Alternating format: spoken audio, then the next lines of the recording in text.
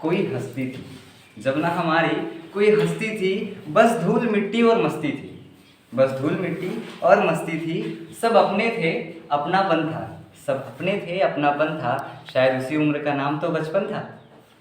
सुप्रभात, सुप्रभात आदरणीय शिक्षक महोदय तथा यहाँ उपस्थित मेरे सभी सहपाठी। आज की तारीख बड़ी खास है क्योंकि इतिहास में तारीखों का महत्व नहीं होता, उसमें हुई घटनाओं का महत्व होता है। इसी दिन पंडित जवाहरलाल नेहरू, जो हमारे भारत के प्रथम प्रधानमंत्री थे और एक महान स्वतंत्रता सेनानी भी रह चुके हैं, उन्हीं का जन्म हुआ था। उन्हें बच्चों से इतना लगाव था, इसका अंदाज़ा आप इस बात से लगा सकते हैं कि एक व्यक्ति से बात करने के दौरान उन्होंने एक बात कही थी कि अगर आप अपना भविष्य देखना चाहते हैं, अगर आप अपना भविष्य देखना चाहते हैं तो अपने आसपास पल रहे बच्चों को देखिए। बच्चे वर्तमान में पल रहे भविष्य होते हैं। इसका अंदाज़ा इसी बात से लगाया जा सकता है कि बच्चों के प्रति उनके अगाध प्रेम और आज तक विस्मरणीय स्नेह जो बच्चों के प्रति उनका रहा है, आज तक इसको हम 14 नवंबर की शुभ तिथि जिसे बाल दिवस के रूप में हम मनाते आए हैं, ठीक है। और बच्चों के लिए जवाहरलाल नेहरू ने बहुत सारे कल्याणकारी काम भी किए। उनका मानना था कि बच्चे आगे चलने वाले देश की भविष्य हैं, देश के निर्माता हैं, और देश के निर्माताओं को स्वस्थ, अपने अधिकारों के प्रति जागरूक, शिक्षित और समाजसेवी बनना आवश्यक है।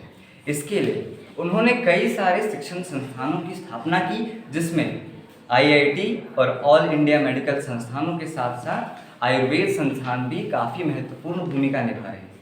उन्होंने कई सारे स्थानीय संस्थानों की भी स्थापना की ताकि बच्चों को उनके अधिकारों के प्रति जागरूक किया जा सके और बच्चे शिक्षित बन सकें। अपने समाज, देश और अपने आप को अव्वल बनाने के लिए हमें बेहद संघर्ष करना होगा, क्योंकि हमारे ऊपर हमारी जिम्मेदारी नहीं, हमारे समाज की, हमारे देश की, हमारे माता पिता की, हर व्यक्ति की जिम्मेदारियां हमारे कंधों पर ही है। अब बचपन से हम थोड़ा बड़े हो चुके हैं, है ना, कंधे जिम्मेदारियों से थोड़े भारी हो गए हैं और इन जिम्मेदारियों का निर्वहन हमें अपनी पूर्ण श्रद्धा, पूर्ण मेहनत से करना है। अभी समय है कि अपना पथ तलाशना है और उस पथ पे निकल पड़ना है एक राही की तरह। हमारे जीवन का असली मकसद तब पूरा होगा जब हम अपने लक्ष्य को प्राप्त करेंगे। अपने लक्ष्य को प्राप्त करने के लिए इसका निर्धारण तो अभी ही करना पड़ेगा, क्योंकि निरंतर चलना एक व्यक्ति का लक्ष्य होता है और जो व्यक्ति निरंतर चलता है, कहीं नहीं रुकता है, वही असल मायने में अपनी मंजिल को पा सकता है।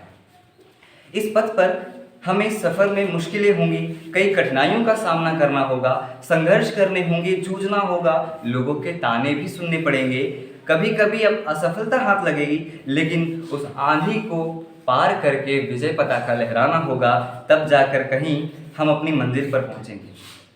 इसी को लेकर हरिवंश राय बच्चन ने बहुत अच्छी पंक्तियां कही है जो मैं आपको सुनाना चाहूँगा कि डुबकियाँ सिंधु में गोताखोर लगाता है, डुबकियाँ सिंधु में गोताखोर लगाता है, जा जाकर खाली हाथ लौट कर आता है। डुबकियाँ सिंधु में गोताखोर लगाता है, जा जाकर खाली हाथ लौट कर आता है। मिलते नहीं सहज ही मोती, मिलते नहीं सहज ही मोती गहरे पानी में, मुट्ठी उसकी हर बार खाली नहीं होती, मुट्ठी उसकी हर बार खाली नहीं होती, और कोशिश करने वालों की कभी हार नहीं होती। मंजिल मिले या ना मिले, मंजिल मिले या ना मिले, ये मुकद्दर की बात है, पर हम कोशिश ही ना करें ये गलत बात है, ठीक है। हमें निरंतर सीखते रहना होगा, सिखाना नहीं है, क्योंकि इस विश्व गुरु बनने की दौड़ में जो लोगों को सिखाने की प्रवृत्ति हम में आ गई है, उससे हम सीखना भूल गए हैं। हमारे पास थोड़ा सा ज्ञान होता है और हम अहंकारी बन जाते हैं। इसी चीज़ को हमें त्यागना है, हमें निरंतर सीखना चाहिए, क्योंकि सीखने की कोई उम्र नहीं होती, है ना। क्योंकि APJ अब्दुल कलाम ने भी कहा था कि सीखना कभी मत छोड़िए, क्योंकि ये जीवन आपको हमेशा सिखाता रहेगा। और इसी के कारण शायद भारत के पास जो विश्व गुरु का खिताब हुआ करता था, वो उससे छिनता हुआ दिखाई दे रहा है, क्योंकि हम इस दौड़ में इतने व्यस्त हो गए हैं कि हम सीखना भूल गए हैं। लोगों में सीखने की प्रवृत्ति कम हो गई है, लोग आलस्य ज़्यादा कर रहे हैं, इसलिए अगर हम विश्व गुरु बनने से पहले विश्व शिष्य बनने की सोचें तो हमें विश्व गुरु बनने से कोई नहीं रोक सकता है।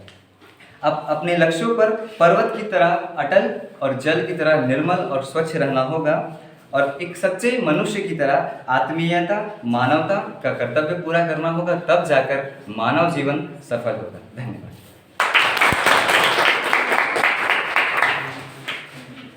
कोई हस्ती थी, जब ना हमारी कोई हस्ती थी, बस धूल मिट्टी और मस्ती थी, बस धूल मिट्टी और मस्ती थी। सब अपने थे अपनापन था, सब अपने थे अपनापन था, शायद उसी उम्र का नाम तो बचपन था।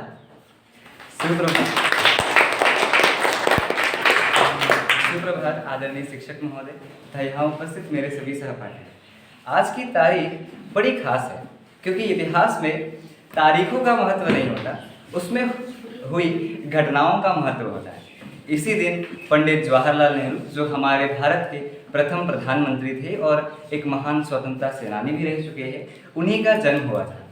उन्हें बच्चों से इतना लगाव था, इसका अंदाज़ा आप इस बात से लगा सकते हैं कि एक व्यक्ति से बात करने के दौरान उन्होंने एक बात कही थी कि अगर आप अपना भविष्य देखना चाहते हैं, अगर आप अपना भविष्य देखना चाहते हैं तो अपने आसपास पल रहे बच्चों को देखिए।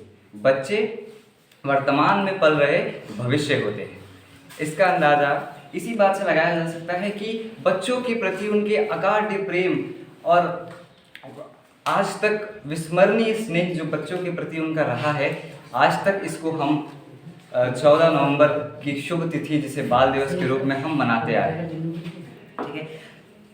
और बच्चों के लिए जवाहरलाल नेहरू ने बहुत सारे कल्याणकारी काम भी किए। उनका मानना था कि बच्चे आगे चलने वाले देश की भविष्य हैं, देश के निर्माता हैं और देश के निर्माताओं को स्वस्थ, अपने अधिकारों के प्रति जागरूक, शिक्षित और समाजसेवी बनना आवश्यक है। इसके लिए उन्होंने कई सारे शिक्षण संस्थानों की स्थापना की, जिसमें IIT और ऑल इंडिया मेडिकल संस्थानों के साथ साथ आयुर्वेद संस्थान भी काफ़ी महत्वपूर्ण भूमिका निभा रहे हैं। उन्होंने कई सारे स्थानीय संस्थानों की भी स्थापना की ताकि बच्चों को उनके अधिकारों के प्रति जागरूक किया जा सके और बच्चे शिक्षित बन सकें। अपने समाज, देश और अपने आप को अव्वल बनाने के लिए हमें बेहद संघर्ष करना होगा, क्योंकि हमारे ऊपर हमारी जिम्मेदारी नहीं, हमारे समाज की, हमारे देश की, हमारे माता पिता की, हर व्यक्ति की जिम्मेदारियां हमारे कंधों पर ही है। अब बचपन से हम थोड़ा बड़े हो चुके हैं, है ना, कंधे जिम्मेदारियों से थोड़े भारी हो गए हैं और इन जिम्मेदारियों का निर्वहन हमें अपनी पूर्ण श्रद्धा, पूर्ण मेहनत से करना है। अभी समय है कि अपना पथ तलाशना है और उस पथ पे निकल पड़ना है एक राही की तरह। हमारे जीवन का असली मकसद तब पूरा होगा जब हम अपने लक्ष्य को प्राप्त करेंगे। अपने लक्ष्य को प्राप्त करने के लिए इसका निर्धारण तो अभी ही करना पड़ेगा, क्योंकि निरंतर चलना एक व्यक्ति का लक्ष्य होता है और जो व्यक्ति निरंतर चलता है, कहीं नहीं रुकता है, वही असल मायने में अपनी मंजिल को पा सकता है। इस पथ पर हमें सफ़र में मुश्किलें होंगी, कई कठिनाइयों का सामना करना होगा, संघर्ष करने होंगे, जूझना होगा, लोगों के ताने भी सुनने पड़ेंगे, कभी कभी अब असफलता हाथ लगेगी, लेकिन उस आंधी को पार करके विजय पताका लहराना होगा, तब जाकर कहीं हम अपनी मंजिल पर पहुंचेंगे। इसी को लेकर हरिवंश राय बच्चन ने बहुत अच्छी पंक्तियां कही है जो मैं आपको सुनाना चाहूँगा कि डुबकियाँ सिंधु में गोताखोर लगाता है, डुबकियाँ सिंधु में गोताखोर लगाता है, जा जाकर खाली हाथ लौट कर आता है। डुबकियाँ सिंधु में गोताखोर लगाता है, जा जाकर खाली हाथ लौट कर आता है। मिलते नहीं सहज ही मोती, मिलते नहीं सहज ही मोती गहरे पानी में, मुट्ठी उसकी हर बार खाली नहीं होती, मुट्ठी उसकी हर बार खाली नहीं होती और कोशिश करने वालों की कभी हार नहीं होती। मंजिल मिले या ना मिले, मंजिल मिले या ना मिले ये मुकद्दर की बात है, पर हम कोशिश ही ना करें ये गलत बात है, ठीक है। हमें निरंतर सीखते रहना होगा, सिखाना नहीं है, क्योंकि इस विश्व गुरु बनने की दौड़ में जो लोगों को सिखाने की प्रवृत्ति हम में आ गई है, उससे हम सीखना भूल गए हैं। हमारे पास थोड़ा सा ज्ञान होता है और हम अहंकारी बन जाते हैं। इसी चीज़ को हमें त्यागना है, हमें निरंतर सीखना चाहिए, क्योंकि सीखने की कोई उम्र नहीं होती, है ना। क्योंकि एपीजे अब्दुल कलाम ने भी कहा था कि सीखना कभी मत छोड़िए, क्योंकि ये जीवन आपको हमेशा सिखाता रहेगा।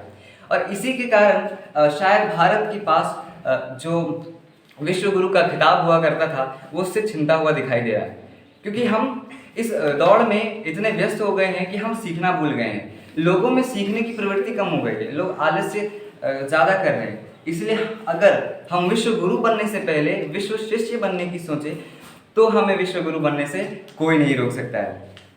अब अपने लक्ष्यों पर पर्वत की तरह अटल और जल की तरह निर्मल और स्वच्छ रहना होगा, और एक सच्चे मनुष्य की तरह आत्मीयता, मानवता का कर्तव्य पूरा करना होगा, तब जाकर मानव जीवन सफल होगा। धन्यवाद।